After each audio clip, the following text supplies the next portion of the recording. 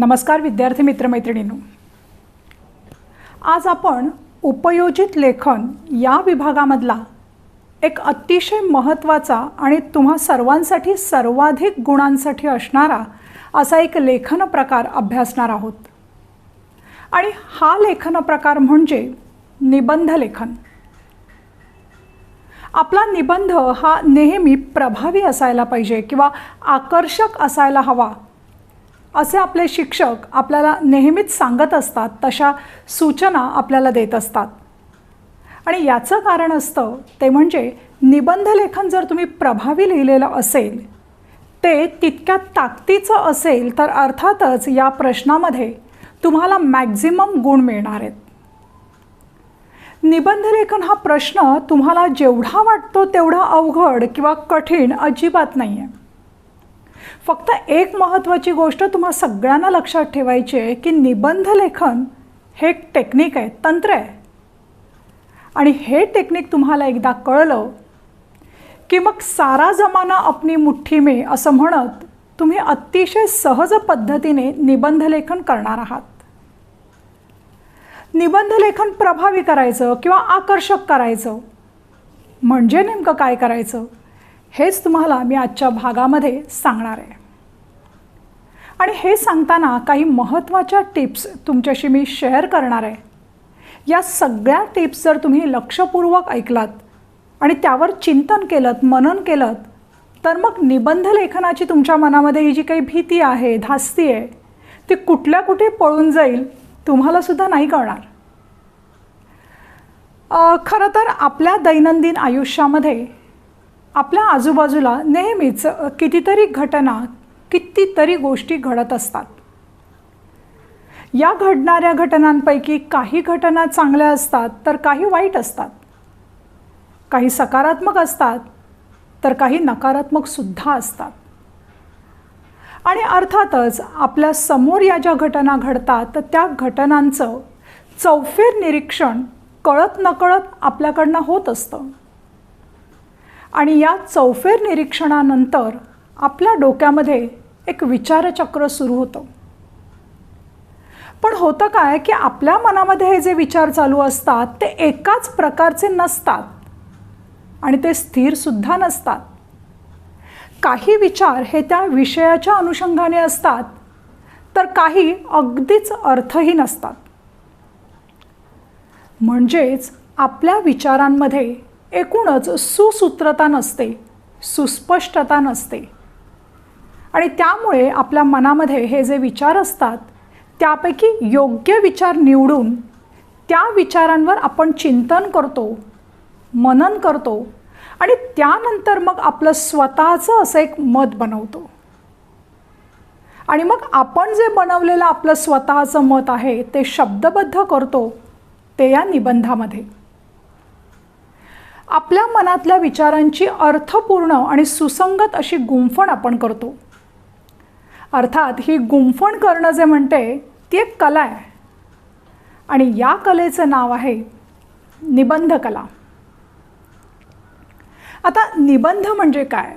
नि प्लस बंध म्हणजे एकत्र जोडणं किंवा एकत्र गुंफणं. आपल्या मनामध्ये विस्कळीत स्वरूपात असलेले जे विचार असतात त्या विचारांमधून योग्य विचार निवडून त्याची सुसंगत पद्धतीने केलेली मांडणी म्हणजे निबंध लेखन.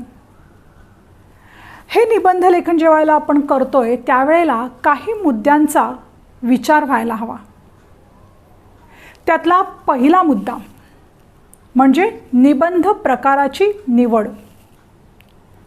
आता निबंध प्रकाराची निवड म्हणजे नेमकं काय?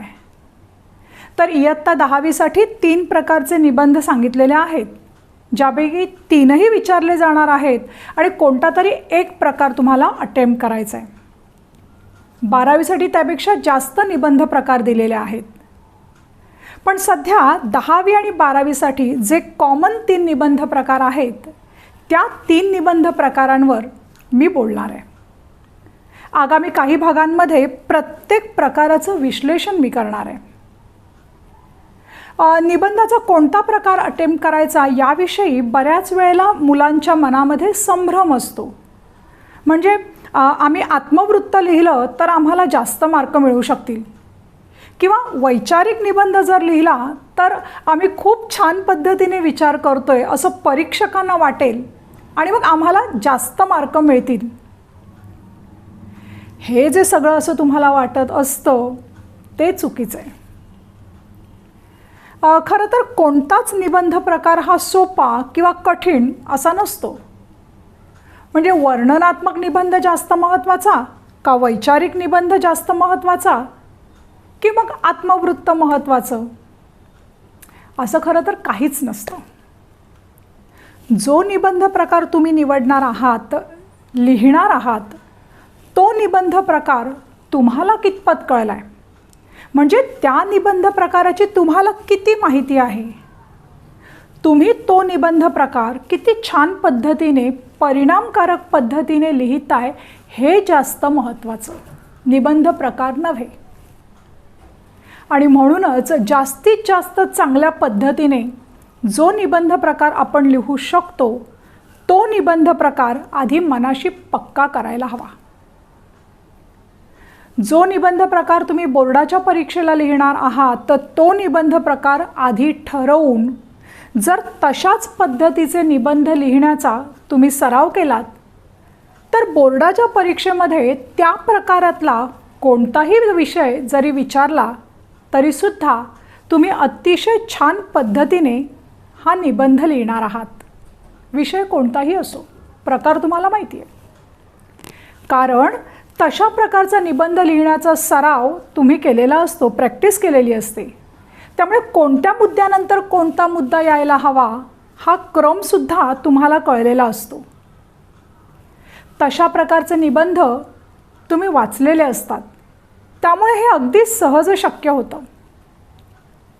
बऱ्याच वेळेला मुलं म्हणतात की बघू, म्हणजे परीक्षेला जो कोणता विषय सोपा वाटेल तो आम्ही लिहू, म्हणजे त्याच वेळेला आम्ही ठरवणार आहोत. हा असा विचार करणं पूर्णपणे चुकीचं आहे, कारण परीक्षेच्या वेळेला तितका विचार करायला आपल्याकडे वेळच नसतो. आणि म्हणून आपल्याला नेमका कोणत्या प्रकारचा निबंध लिहायचा आहे याचं आधीच योग्य प्लॅनिंग करणं गरजेचं आहे. आधीच मनाशी ठरवून ठेवा की मी परीक्षेमध्ये हा निबंध प्रकार अटेम्प्ट करणार आहे. एकदा का हे नीट ठरवलं तर मग सारं काही सोपं होऊन जातं. त्यामुळे योग्य निबंध प्रकाराची निवड हा निबंध लिहिताना पहिला आणि अतिशय महत्त्वाचा असा मुद्दा ठरतो. दुसरा महत्त्वाचा मुद्दा म्हणजे एकदा तुम्ही निबंध प्रकार ठरवलात की नंतर विषय बघा. त्यामध्ये कोणते मुद्दे यायला हवेत याचा एक रफ आराखडा तुमच्या मनामध्ये पटकन तयार करा. मनामध्ये ठरवलेल्या या मुद्द्यांचा प्राधान्यक्रम ठरवा. म्हणजे मुद्दे असे विस्कळीत असून चालणार नाही आहे ना.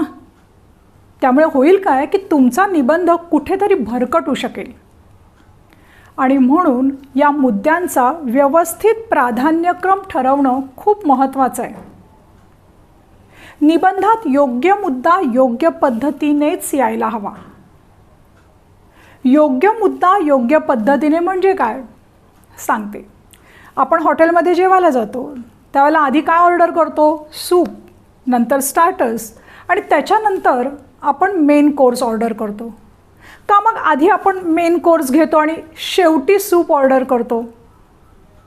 नाही ना.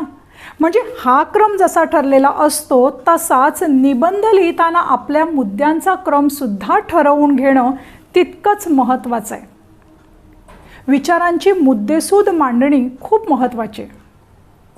बऱ्याचदा तुम्हाला असं वाटतं की निबंध मोठाच्या मोठा लिहिला की मग आपल्याला जास्त गुण मिळणार आहेत. असं नाही होत. म्हणजे आपल्याला जे जे येतं आहे ते सगळं लिहायचं असं करता उपयोगाचं नाही आहे. तुम्ही तुमचे विचार विषयाच्या अनुषंगाने किती सूत्रबद्ध, सुसंगत आणि सुस्पष्ट पद्धतीने मांडत आहात त्यानुसार कमी किंवा जास्त गुण तुम्हाला मिळतात, लांबीवर अवलंबून नाही. पुढचा मुद्दा म्हणजे निबंध लिहिताना 3 गोष्टी महत्त्वाच्या असतात. पहिली गोष्ट म्हणजे निबंधाची सुरुवात. दुसरी म्हणजे निबंधाचा मध्यगत गाभा, मध्यगत आशय. आणि तिसरी म्हणजे समारोप किंवा उपसंहार. निबंधाची सुरुवात ही अतिशय आकर्षक असायला हवी, म्हणजे वाचणाऱ्याचं मन आकर्षून घेणारी असायला हवी. म्हणजे सुरुवात वाचल्यानंतर पूर्ण निबंध वाचायची उत्सुकता त्या परीक्षकाच्या मनामध्ये निर्माण व्हायला हवी. इतका हा आपला बिगिनिंग कंटेंट जो आहे तो स्ट्रॉंग असायला हवा. साधारणपणे तुम्ही निबंधाची सुरुवात जी करणार आहात तर ती एखाद्या प्रसंगाने करू शकता, वृत्तपत्रातल्या एखाद्या बातमीने करू शकता, किंवा मग एखाद्या संस्कृत सुभाषिताने किंवा कवितेच्या 4 ओळींनी सुद्धा तुम्ही ही सुरुवात करू शकता. अगदी चित्रपटाच्या एखाद्या गाण्याने सुद्धा तुम्ही ही सुरुवात करणार आहात. संस्कृत सुभाषिताने किंवा काव्यपंक्तीने जर सुरुवात केली तर हा निबंध मनोवेधक होतो. कारण हे केल्यामुळे तुमचा निबंध इतर मुलांपेक्षा थोडासा वेगळा होतो, म्हणजे जास्त परिणामकारक होतो. संस्कृत भाषेमध्ये असलेली सुभाषितं म्हणजे आपल्या जीवनाचं सार आहे. आणि हे सार जर आपण आपल्या निबंधामध्ये नीट उलगडून दाखवलं तर, म्हणजेच काय तर या सुभाषितांचा सराव आपल्याला परीक्षेच्या आदल्या दिवशी करायला हवा. म्हणजे मग आयत्या वेळी आपल्याला ती सुभाषितं किंवा त्या कवितेच्या ओळी चटदिशी आठवतात आणि मग आपली सुरुवात आकर्षक छान होते आणि पर्यायाने आपल्या या निबंधाला चांगलं वेटेज मिळतं. म्हणून सुरुवात अतिशय महत्त्वाची. निबंधामध्ये जो मध्यगत गाभा असतो त्यामध्ये मूळ विचार मांडणं महत्त्वाचं आहे. मूळ विचार मांडताना आवश्यक त्या उदाहरणांचा आपल्याला वापरसुद्धा करता यायला हवा. त्या विषयाचा सगळ्या बाजूंनी, सगळ्या अंगांनी साधक बाधक, योग्य अयोग्य विचार होणं इथे खूप गरजेचं आहे. म्हणजे आपण जो विचार मांडतोय तो स्पष्टपणे आणि तार्किक पद्धतीने मांडायला हवा, मला हवा तसा नाही. आणि त्यासाठी सर्वात महत्त्वाचं आहे ते म्हणजे निबंध लिहिताना त्या विषयाशी आपल्याला एकरूप होता यायला हवं.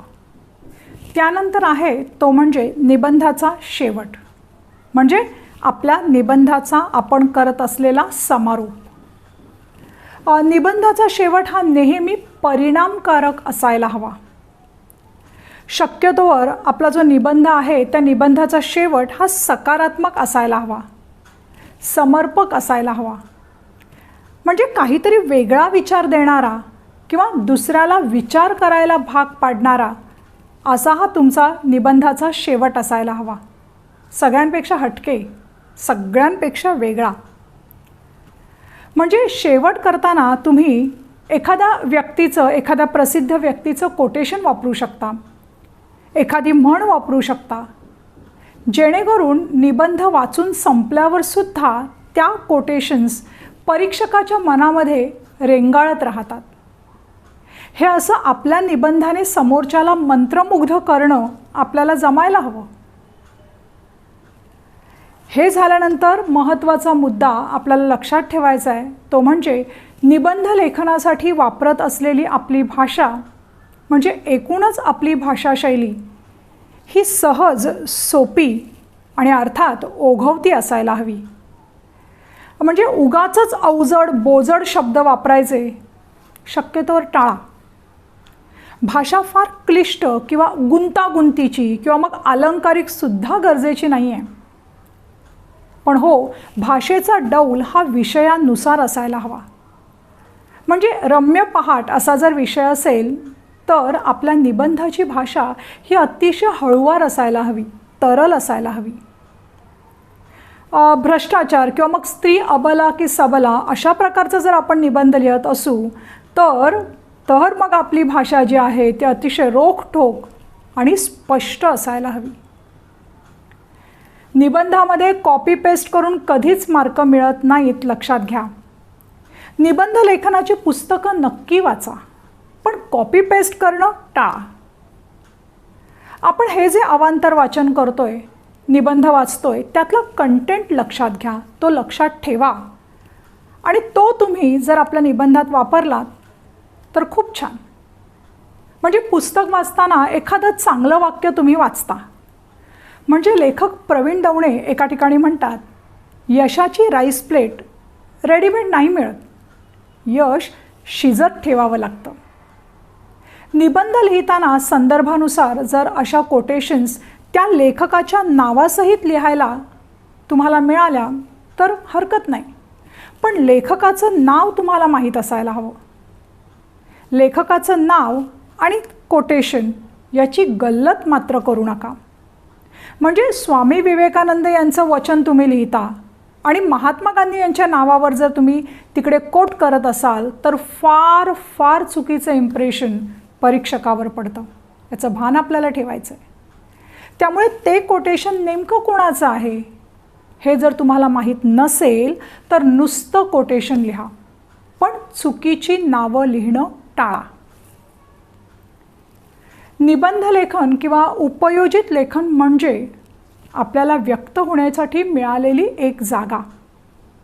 एकूणच विद्यार्थ्याचं ज्ञान आणि भाषा सामर्थ्य आजमावण्याची परीक्षकाला मिळालेली एक संधी म्हणजे हे निबंध लेखन. एकूणच या निबंध लेखनावरनं तुमची कल्पनाशैली, तुमची हुशारी, तुमची बुद्धिमत्ता ह्या सगळ्या गुणांची परीक्षक पारख करतात. निबंध लिहिताना शुद्ध लेखनाच्या चुका अजिबात होता उपयोगाच्या नाही आहेत, कारण हा भाषेचा पेपर आहे. आणि भाषेचा पेपर तपासत असताना अर्थातच काना, मात्रा, वेलांटी, उकार ह्या सगळ्या गोष्टी अगदी मोजून मापून तपासल्या जाणार आहेत याचं भान ठेवा. शक्य तिकडे अवतरण चिन्ह त्याचप्रमाणे विरामचिन्हांचा सुद्धा वापर करा. निबंध हा परिच्छेदामध्ये म्हणजे पॅरेग्राफमध्ये लिहिता आला पाहिजे, सरळसोट नको आहे. पण निबंध लिहिताना कुठेही पाल्हाळिकपणा नको. म्हणजे मोजक्या शब्दांमध्ये आपल्याला जे सांगायचं आहे टू द पॉईंट निबंध लिहिता आला पाहिजे आपल्याला. निबंध लेखन हे शुद्ध लेखनाच्या नियमानुसारच केलं गेलं पाहिजे हे लक्षात घ्या. आता आपलं निबंध लेखन चांगलं व्हावं किंवा जास्तीत जास्त आपल्याला त्यामध्ये मार्क्स मिळायला हवेत असं जर तुम्हाला वाटत असेल तर मग काय करायचं, तर लिखाणाचा सराव करायचा. प्रॅक्टिस खूप महत्त्वाची आहे इथे. म्हणजे निबंधाचा एक विषय घेऊन तो वेगवेगळ्या पद्धतीने लिहिण्याचा प्रयत्न करा. त्याची सुरुवात प्रत्येक वेळी वेगळ्या पद्धतीने करण्याचा प्रयत्न करा. आपल्याला ते जमतंय का याचा अंदाज घ्या. त्यासाठी तुम्हाला निबंध लिहिण्याची प्रॅक्टिस करणं मस्ट आहे.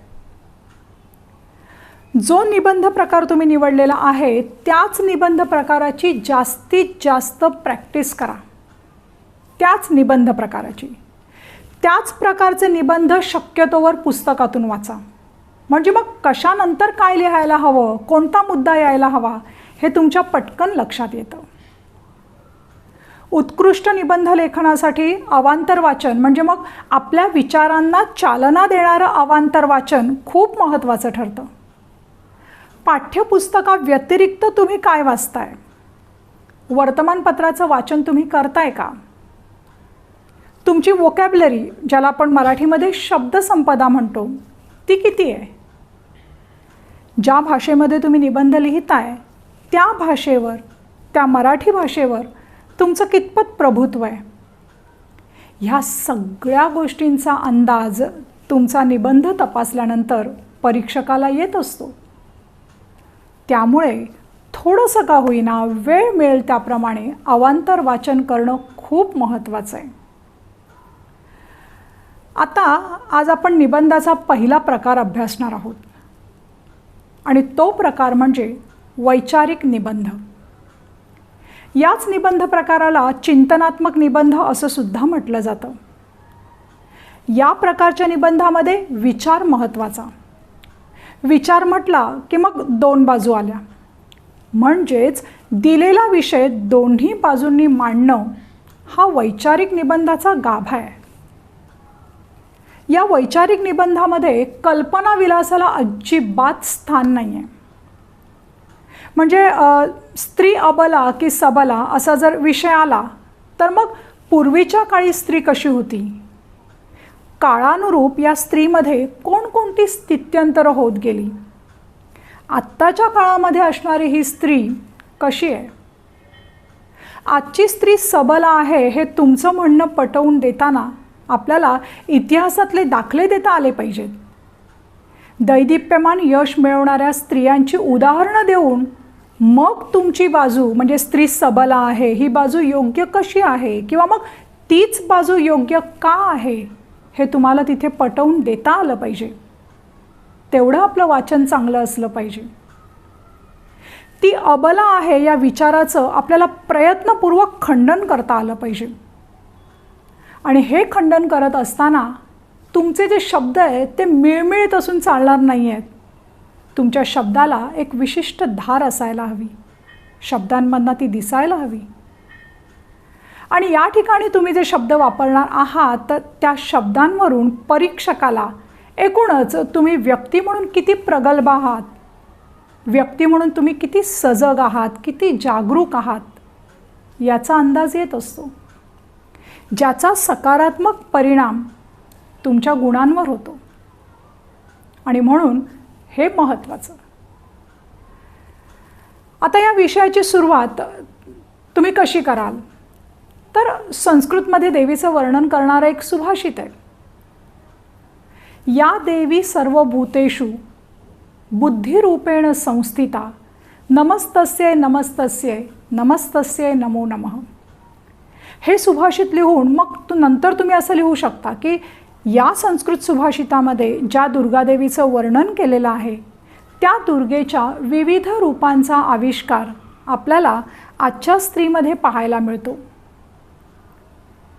सकारात्मक ऊर्जेने भारलेली, स्वतःमधून नवीन जीवाला आकार देणारी, आयुष्यातील सुखदुःखांचा आणि अपेक्षांचा समतोल सांभाळणारी आजची स्त्री. ही अशी प्रस्तावना तुम्ही करू शकता. आणि मग प्रस्तावना झाल्यानंतर सुरू होतो तो म्हणजे मध्यगत गाभा. इथे तुम्ही पूर्वीच्या काळी चूल सांभाळण्यापासून ते आजच्या काळामध्ये देशाची सत्ता सांभाळण्यापर्यंतचा स्त्रीचा झालेला प्रवास कसा होता हे लिहू शकता. ज्या शिवाजी महाराजांनी हिंदवी स्वराज्याची स्थापना केली त्या शिवाजी महाराजांना घडवण्यामध्ये जिजाऊंचा फार मोठा वाटा होता, मोलाचा वाटा होता. शिवाजी महाराजांना घडवणाऱ्या जिजाऊ सावित्रीबाई फुले इथपासून ते अगदी आताच्या काळामधल्या किरण बेदी, सुनीता विल्यम्स यांची कामगिरी तुम्ही या ठिकाणी अधोरेखित करू शकता. पूर्वीच्या काळी स्त्रीकडे बघण्याचा दृष्टिकोन, पूर्वीच्या काळी समाजाची एकूणच स्त्रीकडे बघण्याची मानसिकता आणि आज काळानुरूप त्यांमध्ये होत असलेले बदल आपण सगळे बघतोय, ऑब्झर्व करतोय ते तुम्ही लिहू शकता. चूल आणि मूल यांच्या पलीकडे जाऊन आजच्या स्त्रीने एकूणच सामाजिक, राजकीय, वैचारिक, औद्योगिक, शैक्षणिक ह्या सगळ्याच क्षेत्रामध्ये उमटवलेला आपल्या बुद्धिमत्तेचा ठसा या ठिकाणी तुम्ही अधोरेखित करू शकता, वेगवेगळे उदाहरणं देऊ शकता. आज महिलांचं सक्षमीकरण, सबलीकरण कसं करता येईल आपल्याला, किंवा मग स्त्री पुरुष समानता हे समाजाने कागदोपत्री स्वीकारलेलं जे तत्त्व आहे ते वास्तवामध्ये आणण्यासाठी एक विद्यार्थी म्हणून आपली भूमिका काय असायला हवी, समाजाने कसा पुढाकार घ्यायला हवा, या गोष्टींवर सुद्धा तुम्ही विस्तृतपणे बोलू शकता, तुमची मतं मांडू शकता. आपल्या देशाची अर्थव्यवस्था सांभाळण्याचं काम अर्थात आपले अर्थतज्ञ करत असतात. पण आपलं घर, आपल्या घराची जी चौकट असते त्या घराची आर्थिक घडी नीट बसवण्यामागे मात्र हे अर्थतज्ञ नसतात, तर त्यामागे असते ती म्हणजे आपल्या घरातली स्त्री, मग ती कोणत्या का रूपात असेना. एकूणच स्त्रियांबद्दलचा आदर आणि त्यांची सुरक्षितता वृद्धिंगत करण्याच्या दृष्टीने प्रत्येकाची भूमिका कशी असायला हवी, समाजाची भूमिका कशी असायला हवी, आपल्या प्रसारमाध्यमांची भूमिका कशी असायला हवी हे तुम्ही सांगू शकता. आणि या सगळ्या मुद्द्यांवर विस्तृतपणे लिहून झाल्यानंतर तुम्ही येता ते म्हणजे निबंधाच्या शेवटाकडे. यत्र नार्यस्तु पूज्यन्ते रमन्ते तत्र देवताः यत्रैतास्तु न पूज्यन्ते तत्र सर्वा फला क्रियाः. हे सुभाषित तुम्ही कोट करू शकता.